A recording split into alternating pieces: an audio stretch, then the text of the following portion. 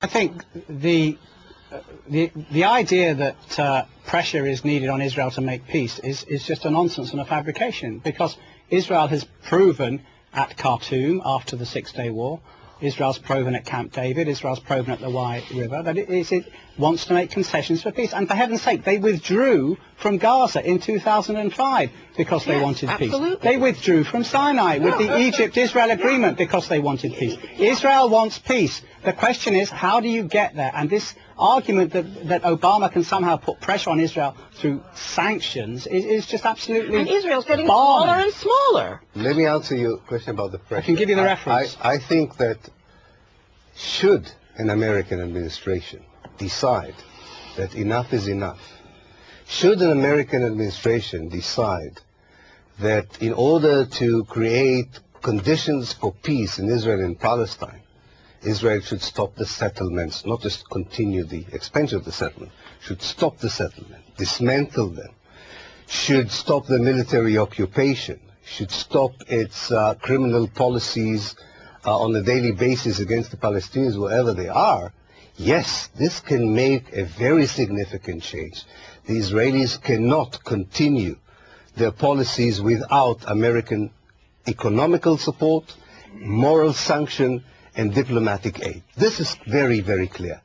I'm afraid that contrary to what some optimistic persons among us have said just 2 minutes ago, President Obama is not that kind of person. I don't think he is willing to confront the Congress. Where Israel's power lies. I don't think he's really willing to exert that kind of pressure on Israel, unfortunately. Do you not think although I'm willing to speak in a sweeter way, because I might eat my words later on, but I do, and I hope I'm wrong. I mean, there's one of these occasions where I would love to come here and say I was wrong about Obama. I don't think the time has yet come for a fundamental American change. But I do think the gap between the public opinion in the West, including in some very important sections in the American public opinion, especially among liberal Jews, the gap between the transformation that they underwent as decent people, saying we cannot identify anymore with Israeli policies and what Israel stands for, and the abominable policies of the governments of the West, they do not heed to what their electorates are saying about Israel. This gap is getting so wide that eventually it will be translated into different policies. Alas, quite a lot of bloodshed and a lot of earthquakes, political earthquakes. Where do you get this idea that Israel's power lies in Congress? 435 members. Oh, I tell you, Carol, I have a beautiful story for you. I was invited by a representative of the House. 1 minute, be quick. Just very quickly. And he said, I would like to organize a meeting for you with senators and representatives. But we have a problem. They don't want to be seen with you. So we'll meet. I don't know if you know, but there are tunnels between Congress and the House. We met at the corner of a tunnel so that nobody would see an American senator speaking to someone who's critical about Israel. And Noam Chomsky had a similar experience. Okay, so that's how we got this stupid idea that people in the Congress are afraid to talk against We'll Israel. end on that stupid idea. We must now, ladies and gentlemen, take a very short pause for a break, and when we come back, we'll return again to the audience.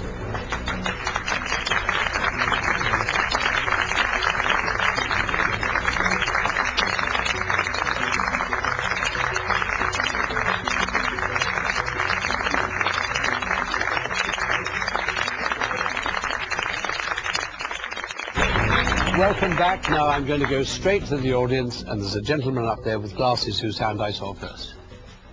My name is Martin Linton. I'm a Member of Parliament and I'm Chair of Labour Friends of Palestine. And I want to come back to Jonathan Hoffman's remark that Israel has tried very hard to get a two-state solution. Now, it seems to me that if Israel wants us to believe it is sincere in wanting a two-state solution, there are at least 3 things it could do straight away. The first would be to stop expanding the settlements in the West Bank. The second would be to stop building the wall inside Palestinian territory. And the third would be to stop expanding the number of roadblocks that are throttling the Palestinian economy.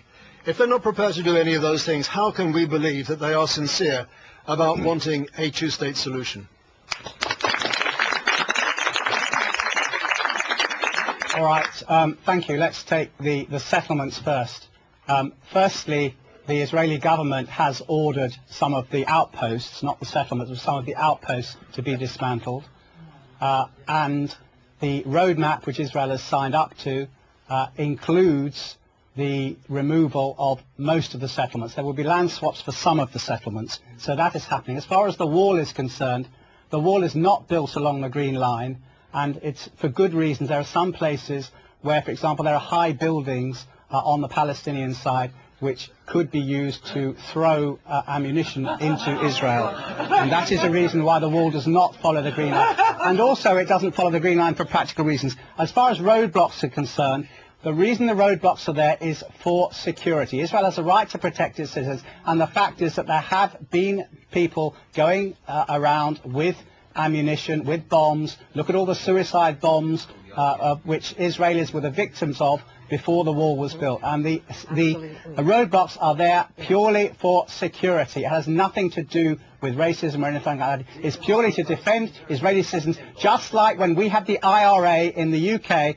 the government had security measures to protect British citizens from the IRA. All right, Jonathan, I want to go to the lady in the brown. Yes, with the glasses. I'm Israeli. I grew up in on the ruins of Palestinians who are now living in Gaza. Not only there were ethnic cleanse, there were ethnic cleanse in 1948, and I feel guilty every day because my childhood was built on the ruins of these people, and it is outrageous that anybody would suggest anything. It's like Holocaust denial, this denial of the Nakba. And these people, not only they were ethnic cleanse in 1948, they are bombed. They were bombed. They are bombed in Yibni refugee camp, which on the ruins of Yibni refugee camp I grew. And they were bombed for years.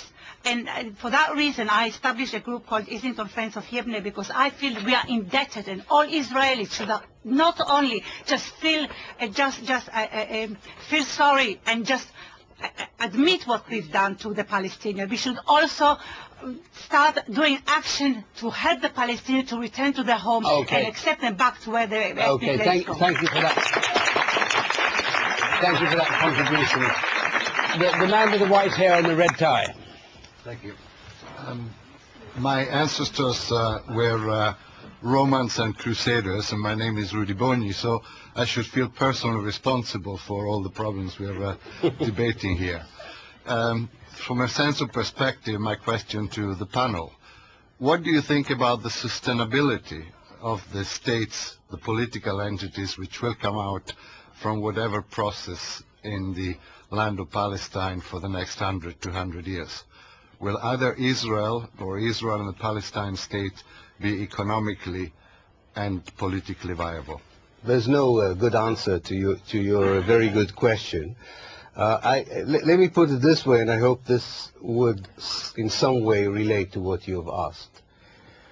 One of the main sort of illnesses I think Israelis and Palestinians suffer from is that they have a unique case, that nobody in the world has ever went through similar conflicts and problems. And I think it's always good to let Israelis and Palestinians meet other people who are in conflict.